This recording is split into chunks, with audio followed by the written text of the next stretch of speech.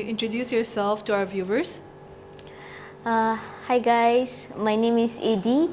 I am a self-taught entrepreneur. I've been an entrepreneur since 18 and I am Asia's youngest diamond director. In 2020, you held the title of being the Asia's youngest diamond director in Oriflame. Tell us what went into becoming that. The biggest factor is of course the dream. Ever since I was a little girl, I've always had the dream of, achieving something for myself from start. So something, bootstrapping something. So I think that was the biggest factor, and Oriflame with this very flexible working opportunity helped me to achieve that. And it was during 2019 COVID situation. So I think everybody was home and in a pain thing, in a fear factor thing. But then this, as the saying goes, it says turn your pain into power, fear into power. So that's what I did. I was also in a very confined by fear during the COVID thing, but then I turned it into power, and that's what helped me to achieve the Diamond Director probably. What actually does your startup All About Beauty stands for? It brings me back to about 5+ years ago when you asked me that question. I was thinking, what should I name my page when I open a page on Instagram? And then I was thinking it should be something that surrounds the beauty of a woman from inside out. And in this business, in Oriflame, we not only talk about, eyebrow, lipstick, full stop, but we also talk about, the health of a person, how we can carry ourselves more beautifully as people, and how we can, see the inner power of ourselves. So thinking about how a beauty of a woman can be covered from inside out with the help of this business opportunity, I thought All About Beauty was perfect, because it's not just about one aspect of beauty, but we're talking about all the aspects, 360-degree aspects of being a beautiful woman. What is the one factor in you that sets you apart from others in your field? I think one factor that sets me apart is my strong willpower. Some people call me stubborn, but I think that is something we need in this very crazy world, a little bit of a willpower to make things happen, especially the things that you don't see yet. I think it's important that we have a strong willpower and keep pushing ourselves to see that. So that's probably one thing.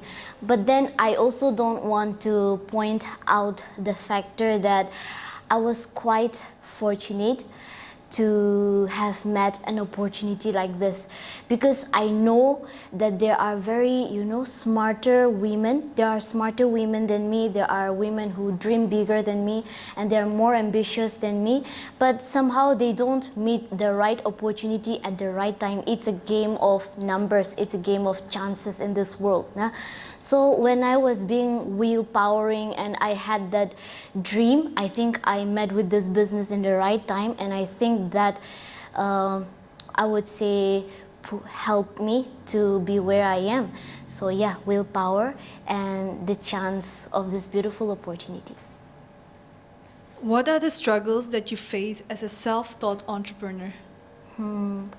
The struggles, first of all, would be like I mentioned in the beginning, I started when I was in college. Nah?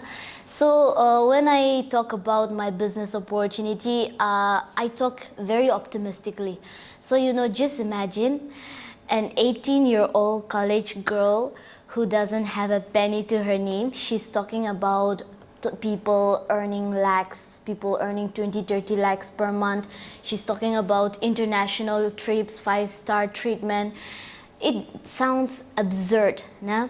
So I think it was quite challenging for me to convince people that I am legit and my business opportunity is legit. Because just imagine some 18-year-old student coming to you and telling you, would you believe her or not? Nah?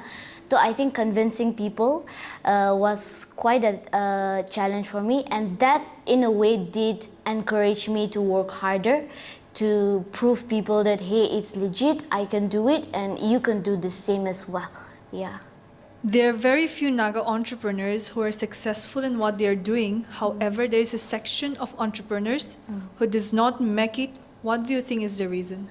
If I'm being honest, I think the biggest factor that many people don't make it to the level where we can call it success, especially in Nagaland, is the money, you know.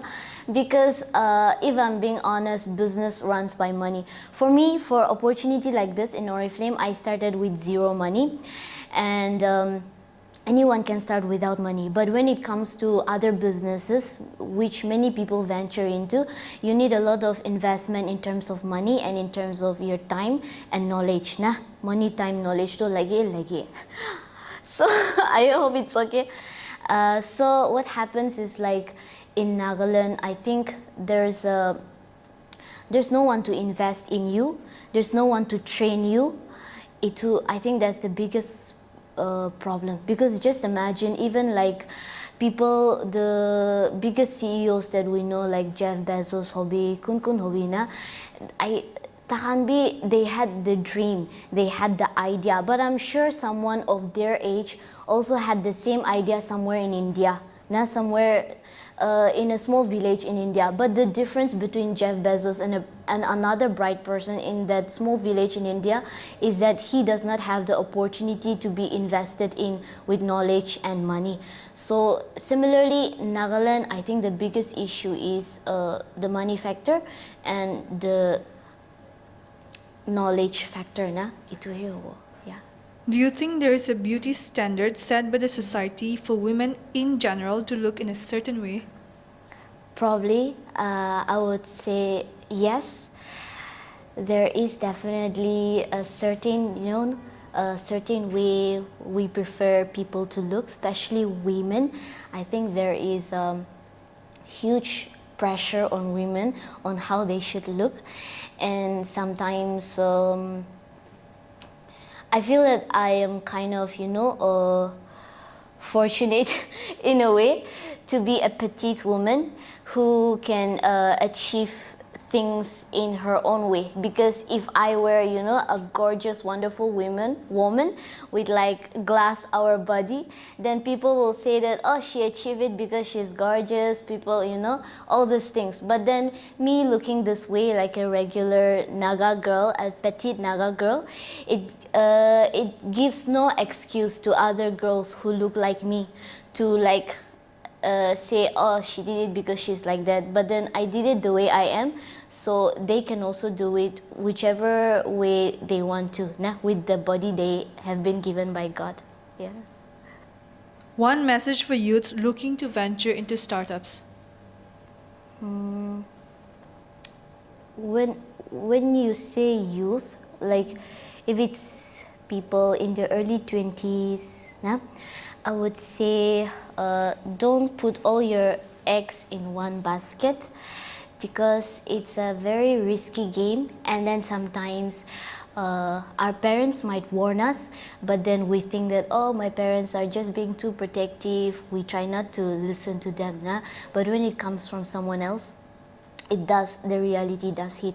So I would say, like, don't put all your baskets, all your money, all your time into it, but then have some, what they say, calculated risk. Now, if you want to take risk, then take calculated risk, because if I'm being honest, 0.0001% of startup success, and then many startups fail in just the first 2 years.